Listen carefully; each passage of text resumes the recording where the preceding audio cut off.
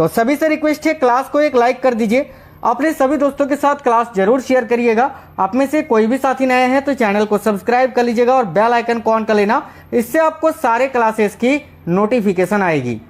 तो देखिए आज के क्लास का पहला क्वेश्चन है, गंगा और ब्रह्मपुत्र नदियों का उद्गम स्थल या स्थान क्रमशः स्थित है कहाँ। यानी गंगा नदी और ब्रह्मपुत्र नदियाँ जो हैं ये कहाँ कहाँ से निकलती है, इनका उद्गम कहाँ कहाँ से होता है। तो वेरी वेरी इंपॉर्टेंट क्वेश्चन है। तो देखिए इसका करेक्ट आंसर हो जाएगा ऑप्शन नंबर डी।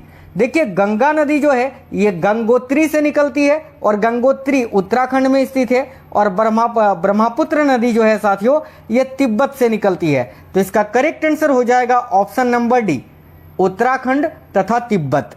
अगला है, निम्नलिखित में वह नदी कौन सी है जो एक बिभ्रंश घाटी से होकर बहती है। तो वह नदी जो रिफ्ट वैली यानी बिभ्रंश घाटी से होकर बहती है, याद रखिएगा नर्मदा नदी। Option number B right answer हो जाएगा नर्मदा। अगला है, भारत की बृहत्तम नदी कौन सी है। यानी भारत की सबसे बृहत्तम नदी, सबसे लंबी नदी कौन सी है, तो गंगा नदी। साथियों गंगा नदी की सबसे लंबाई की माफ करें, गंगा नदी की अगर लंबाई की बात करें कि कुल कितनी लंबी है, तो याद रखिएगा 25 किलोमीटर, यानी 2525 किलोमीटर गंगा नदी की कुल लंबाई है, याद रखिएगा। और ये भारत का राष्ट्रीय नदी है। आज का अगला क्वेश्चन है, गंगा नदी को बांग्लादेश में किस नाम से जाना जाता है। बहुत ही अच्छा क्वेश्चन है, याद रखिएगा साथियों गंगा नदी को बांग्लादेश में पद्मा के नाम से जाना जाता है। तो राइट आंसर हो जाएगा option number A Padma. Ganga एवं ब्रह्मपुत्र नदी की संयुक्त जलधारा किस नाम से जानी जाती है। यह देखिए बहुत ही इंपॉर्टेंट क्वेश्चन है। तो याद रखिए गंगा नदी और ब्रह्मपुत्र नदी की जो संयुक्त जलधारा है उसको मेघना के नाम से जाना जाता है। और देखिए जब ब्रह्मपुत्र नदी बांग्लादेश में जाती है, बांग्लादेश में, तो उसको जमुना के नाम से जाना जाता है। और मैंने आपको बताया कि गंगा नदी जब बांग्लादेश में प्रवेश करती है तो वो पद्मा कहलाती है, और गंगा और ब्रह्मपुत्र की संयुक्त जलधारा को मेघना कहा जाता है, मेघना के नाम से जानी जाती है। अगला है, भारत की सबसे अधिक नौगम्य दो नदियां कौन सी है। तो देखिए भारत की सबसे अधिक नौगम्य दो नदियां कौन कौन सी है, तो गंगा और ब्रह्मपुत्र। याद रखिएगा ऑप्शन नंबर बी। जिस तरह गंगा नदी जो है भारत की सबसे लंबी नदी है, उसी तरह ब्रह्मपुत्र नदी जो है यह भारत की सबसे चौड़ी नदी है, याद रखिएगा। आज का अगला क्वेश्चन है, हिमालय काटकर एवं बहकर आने वाली नदियां कौन सी हैं। तो देखिए हिमालय काटकर और बहकर आने वाली नदियां कौन कौन सी हैं, तो एक तो ब्रह्मपुत्र, सतलज और सिंधु नदी। ये तीनों नदियां जो हैं साथियों हिमालय को काटकर भारत में प्रवेश करती है। ठीक है।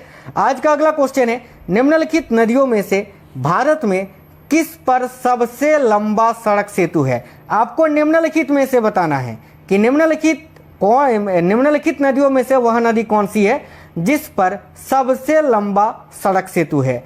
तो देखिए इसका करेक्ट आंसर हो जाएगा गंगा नदी। ठीक है, ऑप्शन के अकॉर्डिंग इस क्वेश्चन का करेक्ट आंसर हो जाएगा गंगा नदी। साथियों निम्नलिखित में से पूछा था, यानी इनमें से ही आपको बताना था, तो गंगा हो गया।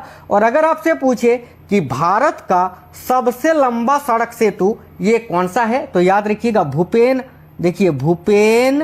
हजारिका है ना, भूपेन हजारिका सेतु इसको जो है और एक नाम से जाना जाता है जिसको ढोला याद रखिएगा, ढोला सारिया सेतु भी बोला जाता है, ढोला सारिया सेतु, जो कि भारत का सबसे लंबा पुल है और जिसका उद्घाटन आप सभी को पता है कि 26 मई 2017 को प्रधानमंत्री नरेंद्र मोदी जी के द्वारा किया गया था। और यह कितना किलोमीटर है, तो याद रखिएगा साथियों 9.15 किलोमीटर ये जो है लंबा है। ठीक है, बिल्कुल। और ये लोहित नदी को पार करता है जो कि ब्रह्मपुत्र नदी की एक उपनदी है, और ब्रह्मपुत्र नदी पर ही स्थित है भारत का सबसे लंबा सड़क पुल। ठीक है, और ये तो गंगा नदी पर स्थित है, और गंगा नदी का इसका जो टोटल लंबाई था वो था साथियों 5750 मीटर, याद रखिएगा। और अभी सबसे लंबा है ब्रह्मपुत्र नदी पर। चलिए अगला है, सुंदरबन का डेल्टा कौन सी नदी बनाती है। अब देखिए सुंदरबन का जो डेल्टा है ये भारत का ही नहीं पूरे विश्व का सबसे बड़ा डेल्टा है, जो कि गंगा और ब्रह्मपुत्र नदियां मिलकर बनाती हैं। तो राइट आंसर होगा option number C, Ganga Brahmaputra. अगला निम्नलिखित में से कौन सी नदी का उद्गम भारत में नहीं है। चलिए देखते हैं, तो कावेरी नदी का उद्गम भी भारत में है, नर्मदा का भी और गंगा का भी। ब्रह्मपुत्र नदी का उद्गम भारत में नहीं, ये तिब्बत से निकलती है, चीन से। तो इसका करेक्ट आंसर हो जाएगा ऑप्शन नंबर सी ब्रह्मपुत्र नदी। अगला है तिब्बत में बहने वाली नदी सांगपो निम्नलिखित में से किससे होकर भारत में प्रवेश करती है? तो देखिए करेक्ट आंसर हो जाएगा साथियों अरुणाचल प्रदेश से। अब तिब्बत में बहने वाली जो नदी है सांगपो, यही नदी जब अरुणाचल प्रदेश से प्रवेश करते हुए भारत में प्रवेश करती है तो इसको हम क्या क्या बोलते हैं? तो याद रखिएगा ब्रह्मपुत्र नदी। ठीक है, यानी ब्रह्मपुत्र नदी को तिब्बत में सांगपो नदी के नाम से जाना जाता है, याद रखिएगा। और देखिए ब्रह्मपुत्र नदी की कुल लंबाई है 2900 किलोमीटर, ये भी आप याद रखिएगा। ठीक है, लेकिन ये जो है तो फिर आप बोलोगे सर ये तो गंगा नदी से ज़्यादा लंबा है, तो ये भारत की सबसे लंबी नदी क्यों नहीं है? क्योंकि गंगा नदी जो है ना ये भारत में ही निकलती है, और जबकि ये ब्रह्मपुत्र नदी जो है ये तिब्बत से निकलती है, बस यही कारण है। अगला क्वेश्चन है सिंधु नदी की लंबाई उतनी ही है जितनी की ब्रह्मपुत्र नदी की, और यह लंबाई कितनी है? तो अभी मैंने आपको बताया कि ब्रह्मपुत्र नदी की लंबाई है 2900 किलोमीटर, तो इतना ही सिंधु नदी का भी लंबाई है, याद रखिएगा। यानी सिंधु नदी और ब्रह्मपुत्र नदी दोनों नदी की लंबाई है 2900 किलोमीटर। अगला है तिब्बत में मानसरोवर झील के पास किस नदी का उद्गम स्रोत है? तो देखिए तिब्बत में मानसरोवर झील के पास कौन सी नदी का उद्गम होता है?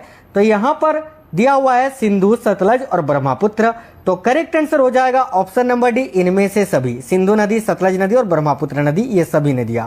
अगला है विश्व का सबसे बड़ा नदी द्वीप माजुली का निर्माण करने वाली नदी कौन सी है? तो देखिए विश्व का सबसे बड़ा नदी द्वीप है माजुली, जो कि ब्रह्मपुत्र नदी पर स्थित है असम राज्य में।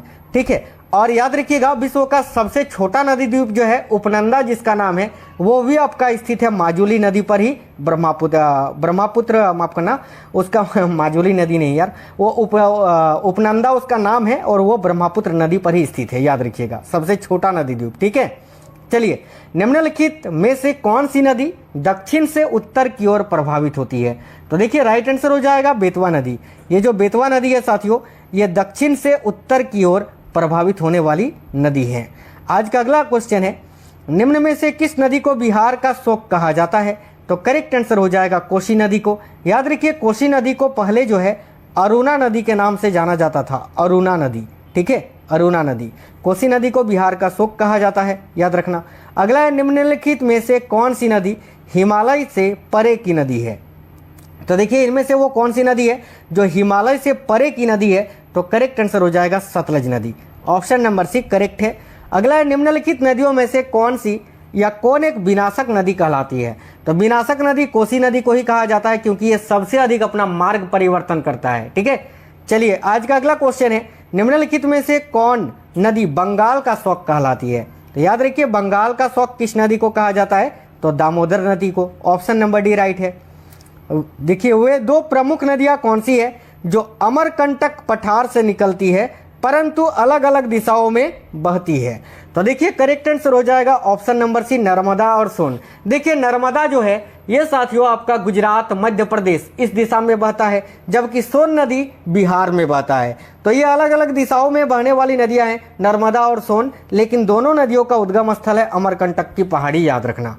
चलिए अगला है निम्नलिखित में से किस नदी को उड़ीसा का शोक कहा जाता है? तो याद रखिए महानदी को। साथियों महानदी पर ही देखिए भारत का सबसे लंबा बांध जो है हीराकुंड बांध स्थित है। हालांकि महानदी का अधिकतम क्षेत्रफल जो है वो आपका छत्तीसगढ़ में स्थित है, याद रखना। चलिए अगला क्वेश्चन है इंदौर के समीप स्थित जनपाव पहाड़ी स्रोत है किस नदी का? तो इंदौर के समीप स्थित जनपाव पहाड़ी से कौन सा नदी निकलता है? तो याद रखिएगा चंबल नदी। ऑप्शन नंबर बी राइट है।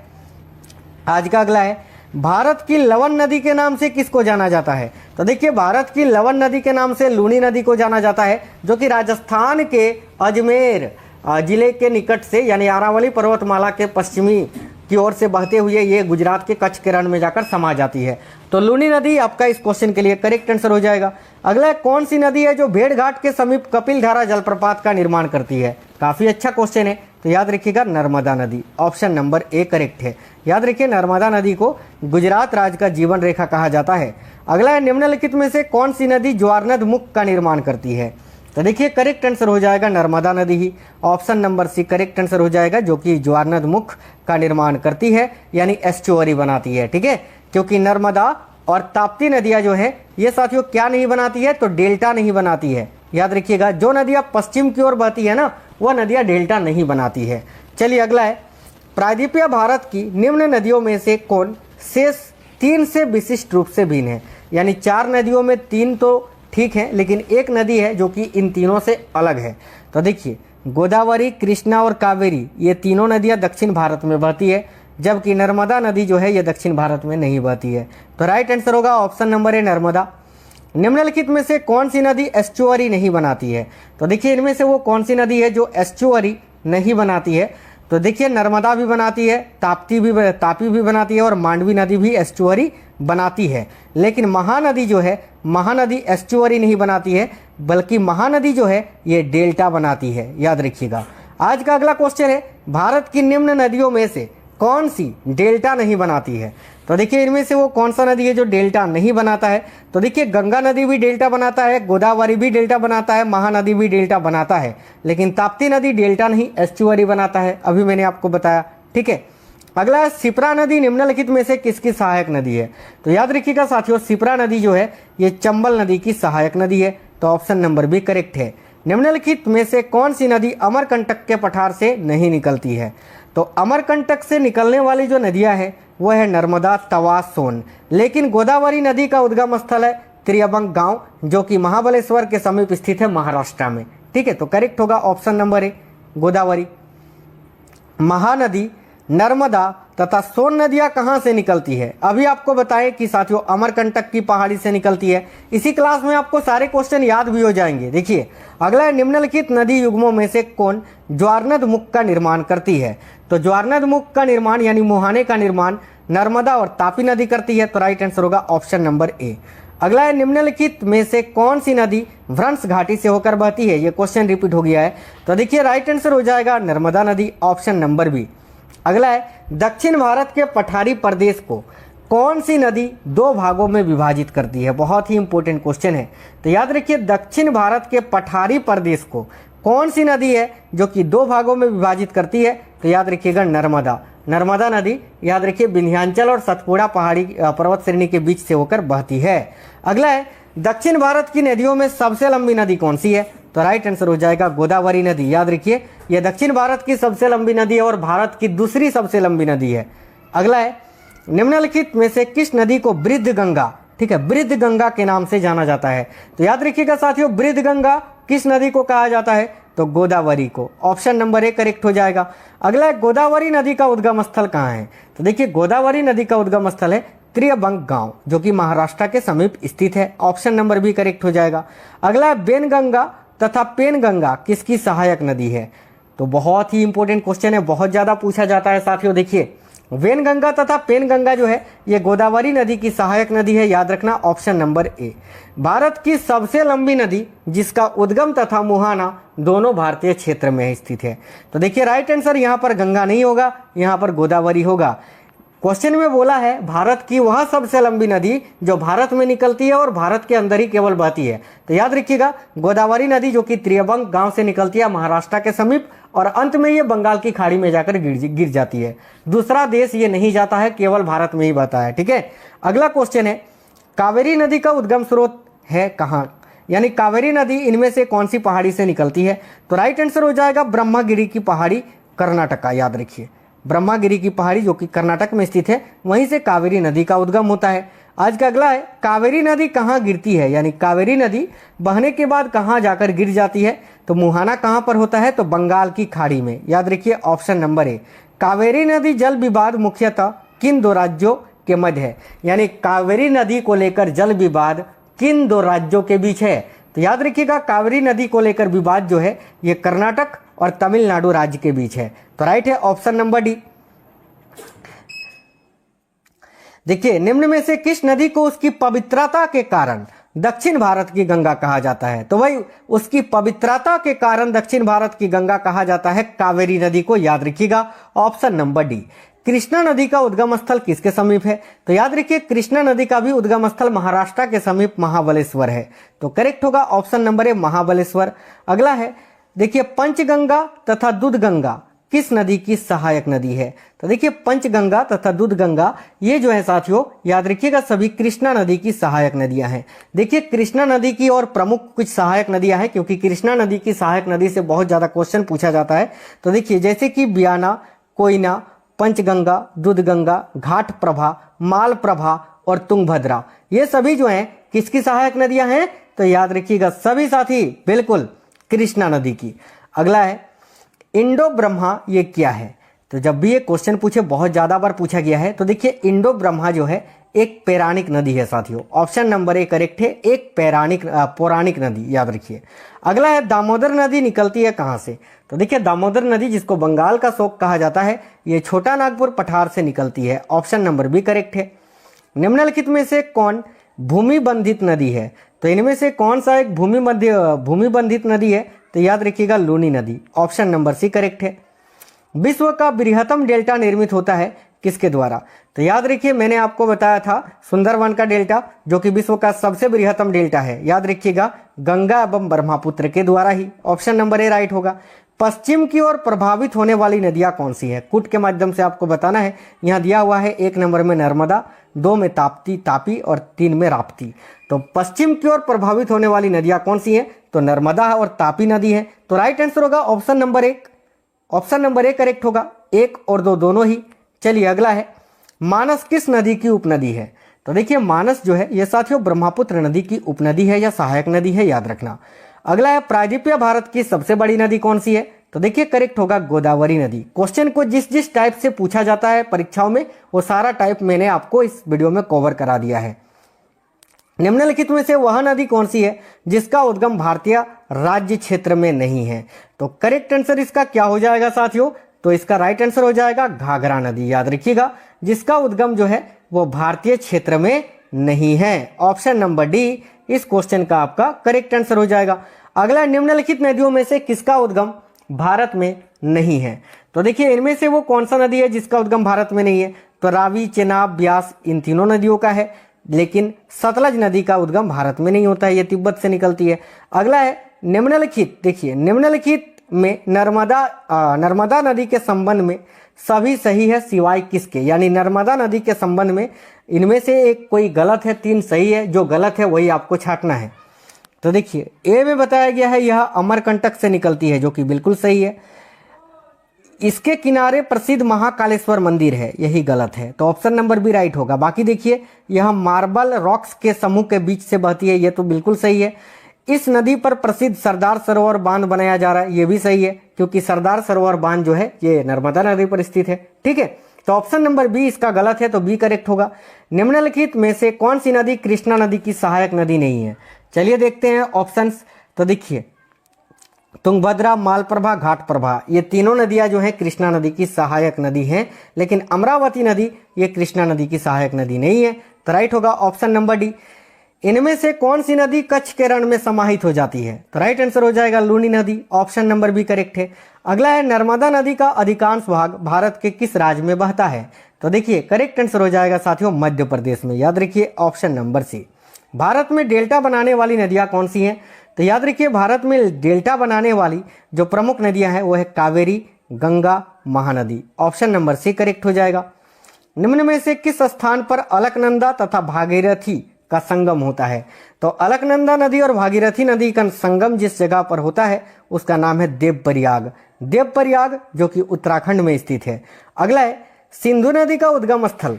तो देखिए सिंधु नदी जो है ये मानसरोवर झील से उद्गम होता है, तो राइट आंसर है ऑप्शन नंबर सी मानसरोवर झील। गोदावरी नदी जो है ये कहां से होकर बहती है? तो साथियों गोदावरी नदी महाराष्ट्र से निकलती है, तो महाराष्ट्र में तो बहेगा ही, तो सबसे पहले तो महाराष्ट्र ही बताएंगे। तो महाराष्ट्र, तेलंगाना और आंध्र प्रदेश में बहती है गोदावरी नदी, याद रखिएगा ऑप्शन नंबर ए। देखिए इन पश्चिम वाहिनी नदियों में कौन 2 पर्वत श्रेणियों के बीच बहती है? तो देखिए नर्मदा नदी जो है यह सतपुड़ा और विंध्याचल पर्वतमाला के बीच बहती है, तो राइट होगा नर्मदा। अगला है भारत में सबसे ऊंची ज्वार भित्ति वाली नदी कौन सी है? तो याद रखिए जब भी ये क्वेश्चन पूछे कि सबसे ऊंची ज्वार भित्ति वाली नदी भारत में कौन सी है, तो हुगली नदी। ऑप्शन नंबर सी करेक्ट है हुगली। बेतवा नदी मिलती है किसमें? तो बेतवा नदी जो है साथियों याद रखिएगा ये यमुना नदी में जाकर मिल जाती है। ऑप्शन नंबर बी करेक्ट है, यमुना। भारत में सबसे बड़ा नदी मुख किस नदी के मुख पर है? तो याद रखिए हुगली नदी पर। ऑप्शन नंबर डी हुगली नदी, जो कि पश्चिम बंगाल में बहती है। पंजाब के निर्माण में सबसे महत्वपूर्ण नदी कौन सी है? तो याद रखिएगा पंजाब के निर्माण में सबसे महत्वपूर्ण नदी है सिंधु नदी। ऑप्शन नंबर डी करेक्ट है। निम्नलिखित में से कौन सी नदी विंध्य तथा सतपुड़ा पर्वत श्रृंखला के मध्य से होकर बहती है? अभी मैंने बताया नर्मदा नदी। देखिए नर्मदा नदी को लेकर बहुत टाइप से क्वेश्चन पूछता है, इसीलिए मैंने वो सारा टाइप इस क्लास में ऐड कर दिया है। निम्नलिखित में से कौन सी नदी अंततः अरब सागर में गिरती है? यानी बहने के पश्चात अंत में अरब सागर में जाकर गिर जाती है। तो याद रखिएगा साथियों, देखिए करेक्ट आंसर हो जाएगा यहाँ नर्मदा नदी। ठीक है, नर्मदा नदी बहने के बाद जो है ये अरब सागर में जाकर गिर जाती है। अगला है शारदा नदी का उद्गम स्थल कहाँ है? तो याद रखिए शारदा नदी का उद्गम स्थल है मलाल हिमनद। हिमनद बिल्कुल, ऑप्शन नंबर है मलाल हिमनद करेक्ट है। भारत में यरलुंग जंगबो नदी किस नाम से जाना जाता है? तो देखिए भारत में यरलुंग जंगबो नदी किस नदी को कहा जाता है? तो याद रखिएगा सभी ब्रह्मपुत्र नदी को ही। ऑप्शन नंबर सी करेक्ट है। निम्नलिखित में से कौन सी नदियां बंगाल की खाड़ी में गिरती हैं? तो राइट आंसर हो जाएगा साथियों, देखिए यहाँ गंगा, ब्रह्मपुत्र, गोदावरी, महानदी, कृष्णा, कावेरी, ये सारी नदियां जो हैं साथियों बंगाल की खाड़ी में ही गिरती है। तो राइट आंसर होगा ऑप्शन नंबर डी, ए और बी दोनों। ठीक है, देखिए गंगा, ब्रह्मपुत्र, गोदावरी, महानदी, कृष्णा और कावेरी, ये सारी नदियां जो है कहाँ बंगाल की खाड़ी में गिरती हैं। अगला है भारत की निम्नलिखित नदियों में से किसे जैविक मरुस्थल कहते हैं? तो याद रखिए भारत का वो कौन सा नदी है जिसको जैविक मरुस्थल कहा जाता है? तो दामोदर नदी को। Option number B correct answer है। निम्न में से कौन सी नदी यमुना नदी में नहीं मिलती है? तो भाई यमुना नदी में मिलने वाली नदी है केन, बेतवा और चंबल, लेकिन सोन नदी ये यमुना नदी में नहीं मिलती है। तो राइट होगा ऑप्शन नंबर सी सोन। निम्न नदियों में से किसका सर्वाधिक बड़ा जल ग्रहण क्षेत्र है? तो ये जो नदियां हैं इनमें से सबसे बड़ा जल ग्रहण क्षेत्र किस नदी का है? तो गोदावरी नदी का। ऑप्शन नंबर सी करेक्ट हो जाएगा। खारी नदी जिस अपवाह तंत्र का अंग है वह कौन है? तो देखिए खारी नदी जो है वो किस अपवाह तंत्र का अंग है? तो याद रखिएगा सभी साथी बंगाल की खाड़ी का। ऑप्शन नंबर डी राइट है। निम्नलिखित में से कौन सा कथन सत्य नहीं है? तो याद रखिए इनमें से कौन सा कथन सत्य नहीं है, चलिए देखते हैं। देखिए ऑप्शन नंबर ए में बताया गया है महानदी का उद्गम छत्तीसगढ़ में है, ये बिल्कुल सही है। गोदावरी का उद्गम महाराष्ट्र में, ये भी सही है। कावेरी नदी का उद्गम आंध्र प्रदेश में है, ये गलत है, क्योंकि कावेरी नदी का उद्गम जो है ये कर्नाटका में होता है ब्रह्मगिरी की पहाड़ी से।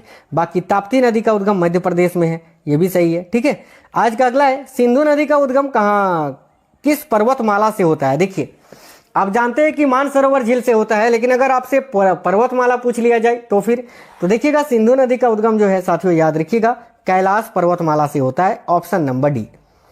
अगला है निम्न में से कौन सी नदी मध्य प्रदेश से निकलती है और खंबात की खाड़ी में गिरती है? तो देखिए राइट आंसर हो जाएगा इसका माही नदी। माही नदी जो है ये मध्य प्रदेश से निकलती है और खंबात की खाड़ी में जाकर गिर जाती है। साथियों इस क्लास के लास्ट में जो 100वां क्वेश्चन रहेगा 100 नंबर वाला क्वेश्चन, मैं वही क्वेश्चन पूछूंगा जो क्वेश्चन मैंने आपको पढ़ाया है इस क्लास में, उस क्वेश्चन का आंसर आपको कमेंट बॉक्स में बताना है। देखिए क्वेश्चन है भागीरथी नदी ये निकलती है कहाँ से? तो भागीरथी नदी जो कि गंगा नदी की ही सहायक नदी है और ये कहाँ से निकलती है? तो याद रखिएगा गौमुख से। ऑप्शन नंबर बी करेक्ट है, गौमुख। निम्नलिखित में से भारत में तलछट को परिवाहित करने वाली प्रमुख नदी कौन सी है? तो भारत में तलछट को परिवाहित करने वाली प्रमुख नदी है ब्रह्मपुत्र नदी। Option number A. नेक्स्ट है सिंधु नदी की एक सहायक नदी जो हिमाचल प्रदेश से होकर बहती है, वह नदी कौन सी है? तो देखिएगा सतलज नदी, जो कि सिंधु नदी की ही सहायक नदी है और ये हिमाचल प्रदेश से होकर बहती है जो और फिर उसके बाद पंजाब जाती है। अगला है कौन सी नदी उड़ीसा में अपना डेल्टा बनाती है? तो इनमें से वो कौन सा नदी है जो उड़ीसा में अपना डेल्टा बनाता है? तो याद रखिएगा Mahanadi. Option number B correct है। देखिएगा दूधगंगा नदी निम्न में से किस राज्य में अवस्थित है? तो याद रखिएगा जम्मू कश्मीर में। ऑप्शन नंबर ए करेक्ट होगा। अगला है अंतस्थलीय अपवहन नदी का उदाहरण कौन सा है? तो याद रखिए अंतस्थलीय अपवहन नदी का उदाहरण इनमें से कौन सा नदी है? तो भाई घग्गर नदी। ऑप्शन नंबर बी करेक्ट हो जाएगा, घग्गर नदी। कौन सी नदी सबसे बड़े कृषि योग्य क्षेत्र को लाभ पहुंचाती है? तो याद रखिए इनमें से वो कौन सी नदी है जो सबसे बड़े कृषि योग्य क्षेत्र को लाभ पहुंचाती है? तो गंगा नदी, याद रखिएगा ऑप्शन नंबर सी। गंगा नदी की सबसे लंबी सहायक नदी अगर पूछे तो यमुना, याद रखना यमुना नदी, ठीक है। बिहार में बहने वाली नदियों में किसका उद्गम अमरकंटक में है? तो बिहार में जो बहने वाली नदियां हैं उनमें से कौन सी नदी है जिसका उद्गम अमरकंटक से होता है? तो सोन नदी, मैंने आपको बताया अभी। अगला है सतलुज नदी का उद्गम कहाँ से होता है? तो याद रखिए सतलुज नदी का उद्गम जो है तिब्बत के समीप राक्षस तल से होता है, राक्षस तल से। तो राइट आंसर होगा ऑप्शन नंबर सी, राक्षस ताल। अगला है चिनाब नदी का उद्गम स्थल कहाँ है? तो याद रखिएगा साथियों, देखिए चिनाब नदी का उद्गम स्थल है हिमाचल प्रदेश। हिमाचल प्रदेश का देखिए वारालाचा दर्रा, वारालाचा दर्रा जो कि हिमाचल प्रदेश में स्थित है, वहीं से चिनाब नदी का उद्गम होता है। झेलम नदी का उद्गम स्थल कहाँ है? तो याद रखिए झेलम नदी का उद्गम स्थल है शेषनाग झील। राइट आंसर होगा ऑप्शन नंबर डी, शेषनाग झील। अगला है रावी नदी का उद्गम स्थल कहाँ है? तो रावी नदी का उद्गम होता है रोहतांग दर्रा से, जो कि हिमाचल प्रदेश के कांगड़ा जिले में रोहतांग दर्रे से निकलती है, ठीक है। चलिएगा अगला क्वेश्चन है ब्यास नदी का उद्गम स्थल कहाँ है? तो देखिए ब्यास नदी भी रोहतांग दर्रे से ही निकलता है, याद रखिएगा हिमाचल प्रदेश में रोहतांग दर्रे के पास ब्यास कुंड से ये निकलती है ब्यास नदी, ठीक है। अगला है यमुना नदी का उद्गम स्थल कहाँ है? तो देखिए यमुना नदी जो है ये यमुनोत्री से निकलती है और ये गंगा नदी की सबसे लंबी सहायक नदी है। चलिएगा तो आज का अगला क्वेश्चन देख लेते हैं साथियों। और देखिए ये यमुनोत्री ये कहाँ है? तो यूके में, ये भी उत्तराखंड में ही स्थित है। महानदी का उद्गम स्थल कहाँ है? तो महानदी ये कहाँ से उद्गम होती है? तो राइट आंसर होगा सिहावा पर्वत श्रेणी से, याद रखिएगा। महानदी छत्तीसगढ़ में रायपुर जिले के समीप सिहावा पर्वत श्रेणी से निकलती है। आज का अगला है कोसी नदी का उद्गम स्थल। कोसी नदी जिसको बिहार का शोक कहा जाता है, याद रखिए कोसी नदी का उद्गम स्थल है नेपाल में हिमालय से। ऑप्शन नंबर सी करेक्ट होगा। शिप्रा नदी का उद्गम स्थल कहाँ है? तो याद रखिए साथियों शिप्रा नदी का उद्गम स्थल है इंदौर जिले की काकरी बर्डी नामक पहाड़ी से। ऑप्शन नंबर ए करेक्ट हो जाएगा। अगला चंबल नदी किन राज्यों से होकर बहती है? तो देखिएगा चंबल नदी जो है ये उत्तर प्रदेश, मध्य प्रदेश और राजस्थान से होते हुए बहती है। हंगरी किस नदी की सहायक नदी है? तो देखिए हंगरी जो है ये तुंगभद्रा नदी की सहायक नदी है साथियों, याद रखिएगा। और तुंगभद्रा जो है ये कृष्णा नदी की सहायक नदी है, ठीक है। चलिए अगला है कोपली जिसकी सहायक नदी है वह कौन सी है? तो देखिए कोपली नदी जो है ये ब्रह्मपुत्र नदी की सहायक नदी है साथियों, आपको याद रखना है ऑप्शन नंबर डी। चलिए क्वेश्चन मैंने आपको अभी पढ़ाया था, इसका आंसर आप कमेंट बॉक्स में कमेंट कर दीजिए कि खारी नदी जिस अपवाह तंत्र का अंग है वह क्या है? अरब सागर या आंतरिक अपवाह, अनिश्चित अपवाह या बंगाल की खाड़ी? चारों में से कोई एक आंसर है। अभी मैंने आपको इसी क्लास में ये क्वेश्चन पढ़ाया, तो इसका आंसर आप लोग कमेंट बॉक्स में कमेंट कर दीजिए। साथ ही कमेंट बॉक्स में ये बताना आपको आज का क्लास कैसा लगा है। क्लास अगर पसंद आया है तो प्लीज़ अपने सभी दोस्तों के साथ जरूर शेयर कर दीजिए, क्लास को एक लाइक कर दीजिए। चैनल में कोई भी साथी नए हैं तो सब्सक्राइब करके बेल आइकन ऑन कर लीजिएगा। चैनल के अंदर बहुत ही इंपॉर्टेंट टॉपिक, बहुत ही इंपॉर्टेंट क्लासेस मैंने करवाए हैं, जाइए और देख लीजिए। तो मिलते हैं नेक्स्ट क्लास में, तब तक के लिए ऑल द बेस्ट सभी को। जय हिंद साथियों, वंदे मातरम।